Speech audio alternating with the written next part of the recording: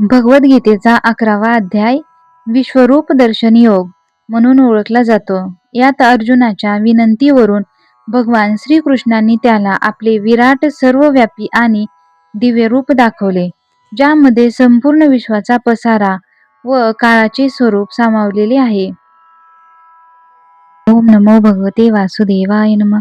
श्रीमद भगवद्गीता अध्याय 11 विश्वरूप दर्शन योग. अर्जुन म्हणाला, माझ्यावर कृपा करण्यासाठी आपण जो अत्यंत गुप्त अध्यात्मविषयक उपदेश मला केला, त्याने माझे हे अज्ञान नाहीसे झाले. कारण हे कमलनयना, मी आपल्याकडून भूतांची उत्पत्ती आणि प्रलय विस्तारपूर्वक ऐकले आहेत, तसेच आपला अविनाशी प्रभावही ऐकला आहे. हे परमेश्वरा, आपण आपल्याविषयी जसे सांगत आहात ते बरोबर तसेच आहे.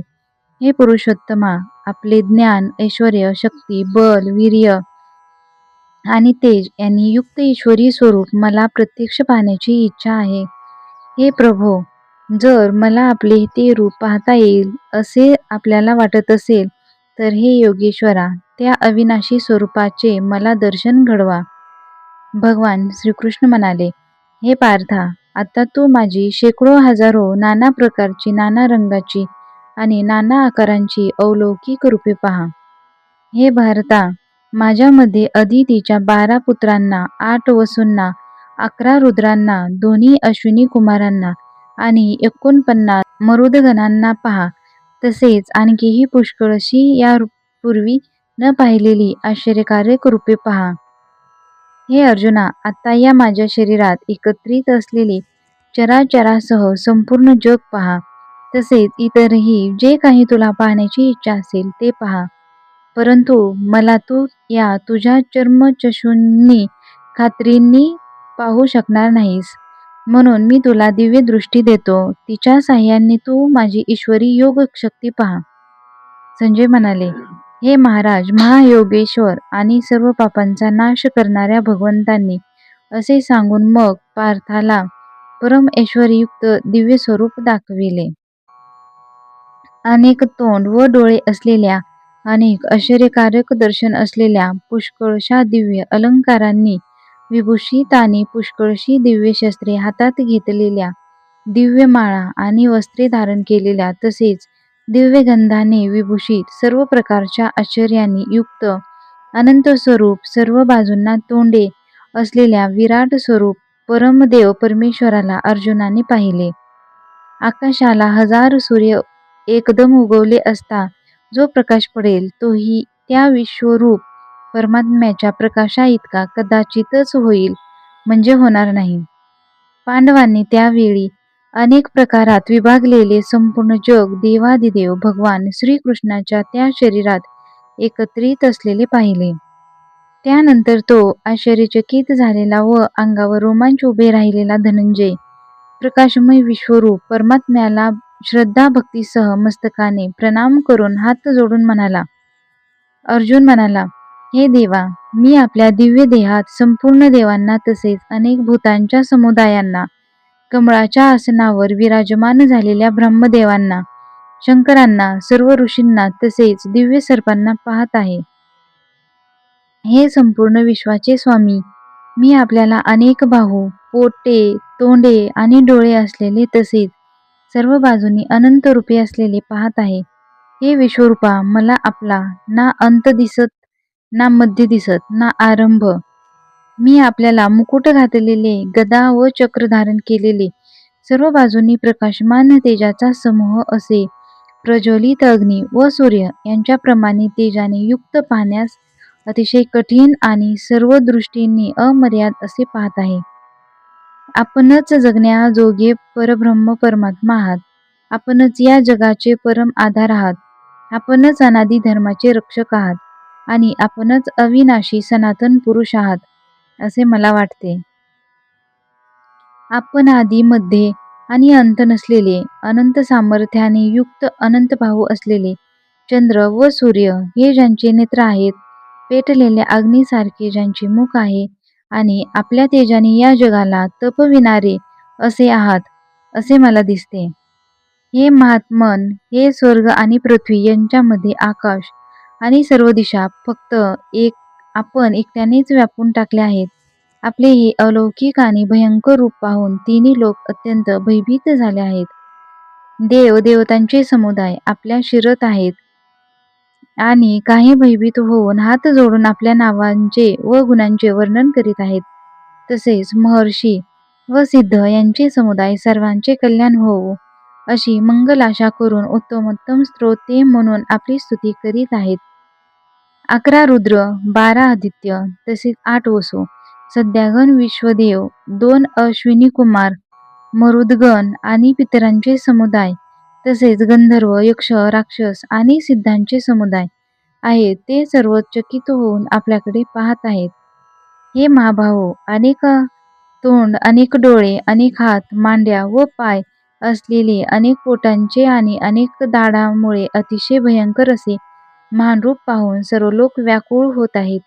तसेच मीही व्याकुळ होत आहे. कारण हे विष्णू आकाशाला जाऊन भिडलेल्या तेजस्वी अनेक रंगांनी युक्त पसरलेली तोंडे व तेजस्वी विशाल डोळे यांनी युक्त अशा आपल्याला पाहून भयभीत अंतःकरण झालेल्या माझे धैर्य व शांती नाहीसी झाली आहे. दाढामुळे भयानक व प्रलय काळाच्या अग्नीसारखी प्रज्वलित आपली तोंडे पाहून मला दिशा कळेनाशा झाल्या असून माझे सुखही हरपले आहे. म्हणून हे देवादिदेवा, हे जगन्निवासा, आपण प्रसन्न व्हा. ते सर्व धृतराष्ट्राचे पुत्र राजसमुदायासह आपल्यात प्रवेश करीत आहेत आणि पितामहा भीष्म, द्रोणाचार्य, तसेच कर्ण आणि आमच्या बाजूच्याही प्रमुख योद्ध्यासह सगळेच आपल्या दाढांमध्ये भयंकर दिसणाऱ्या तोंडात मोठ्या वेगाने धावत धावत जात आहेत आणि कित्येक डोकी चिरडलेले आपल्या दातांच्या फटीत अडकलेले आहेत. ज्याप्रमाणे नद्यांचे पुष्कळसे जलप्रवाह स्वाभाविकच समुद्राच्या दिशेने धाव घेतात, अर्थात समुद्रात प्रवेश करतात, त्याचप्रमाणे ते मनुष्यलोकातील वीर आपल्या प्रज्वलित तोंडात शिरत आहेत.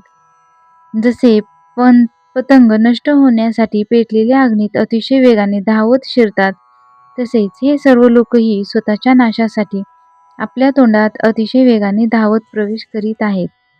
आपण त्या सर्व लोकांना प्रज्वलित तोंडाने गिळत गिळत सर्व बाजूनी वारंवार चाटत आहात. हे विष्णू, आपला प्रखर प्रकाश सर्व जगाला तेजाने पूर्ण भरून तापवित आहे. मला सांगा की भयंकर रूप धारण करणारे आपण कोण आहात? हे देवश्रेष्ठा, आपणास नमस्कार असो. आपण प्रसन्न व्हा. आदिपुरुष अशा आपल्याला मी विशेष रीतीने जाणू इच्छितो, कारण आपली ही करणी मला कळत नाही. भगवान श्रीकृष्ण म्हणाले, मी लोकांचा नाश करणारा वाढलेला महाकाल आहे. यावेळी या लोकांच्या नाशासाठी मी प्रवृत्त झालो आहे. म्हणून शत्रुपक्षीय सैन्यात जे योद्धे आहेत ते सर्व तुझ्याशिवायही राहणार नाहीत. म्हणजेच तू युद्ध केले नाहीस तरी या सर्वांचा नाश होणार आहे. म्हणूनच तू उठ, यश मिळव, शत्रूंना जिंकून धनधान्य संपन्न राज्याचा उपभोग घे. हे सर्व शूरवीर आधीच माझ्याकडून मारले गेलेले आहेत. हे सव्यासाची अर्जुना, तू फक्त निमित्त मात्र हो.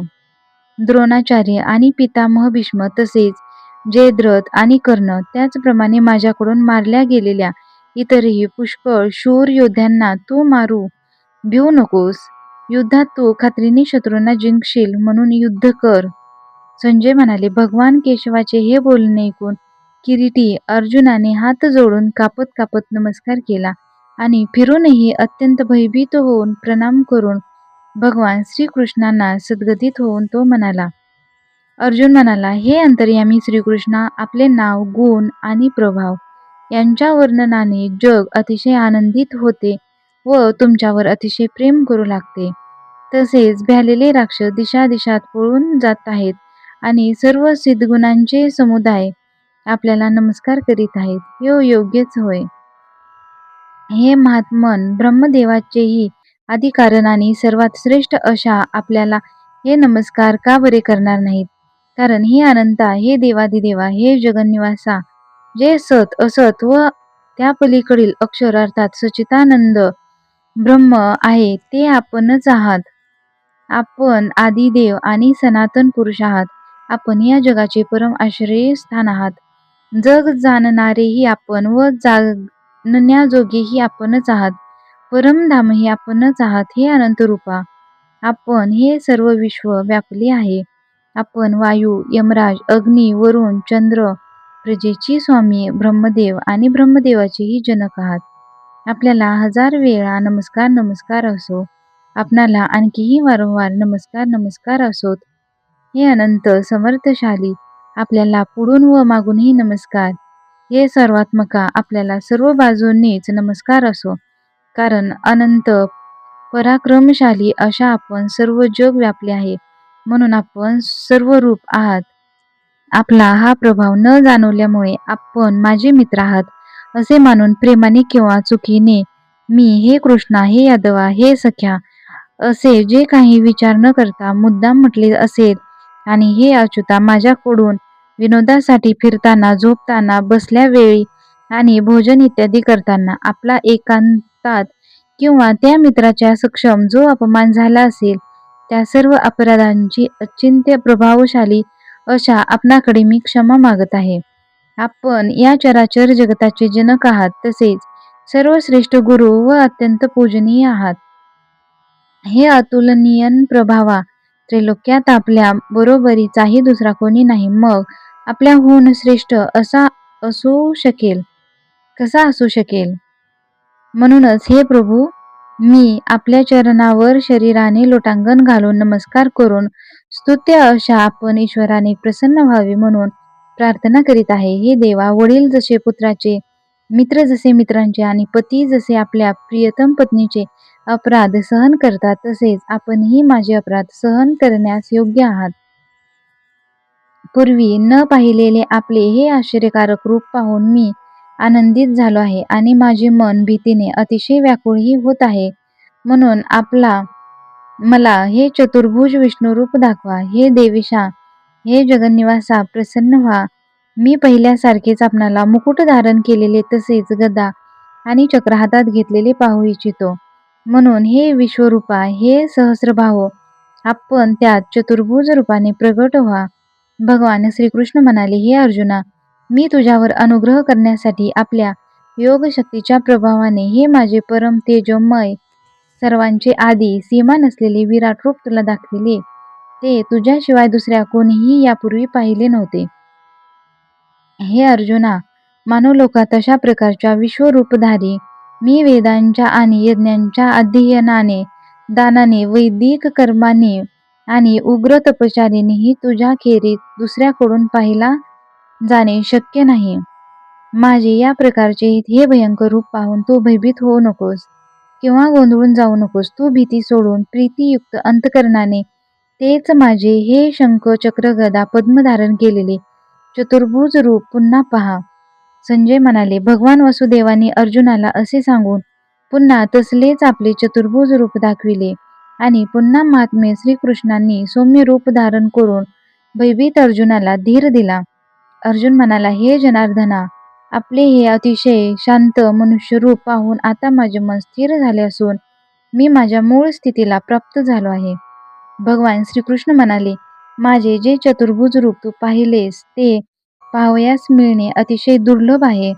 देव सुद्धा नेहमी या रूपाच्या दर्शनाची इच्छा करीत असतात.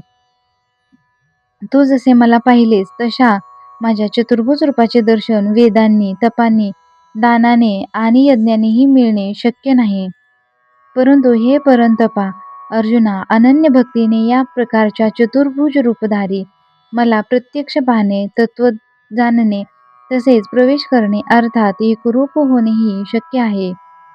हे पांडवा, जो पुरुष केवळ माझ्याच साठी सर्व कर्तव्य कर्मे करणारा, मलाच परम आश्रय मानणारा माझा भक्त आसक्तीरहित असतो आणि सर्व भूतमात्राविषयी निर्वैर असतो, तो अनन्य भक्त मलाच प्राप्त होतो. ओम हे परमसत्य आहे. याप्रमाणे श्रीमद भगवद्गीता रूपी उपनिषद तथा ब्रह्मविद्या आणि योगशास्त्राविषयी श्रीकृष्ण आणि अर्जुन यांच्या संवादातील विश्वरूप दर्शन योग नावाचा हा 11वा अध्याय समाप्त. जय श्रीकृष्ण.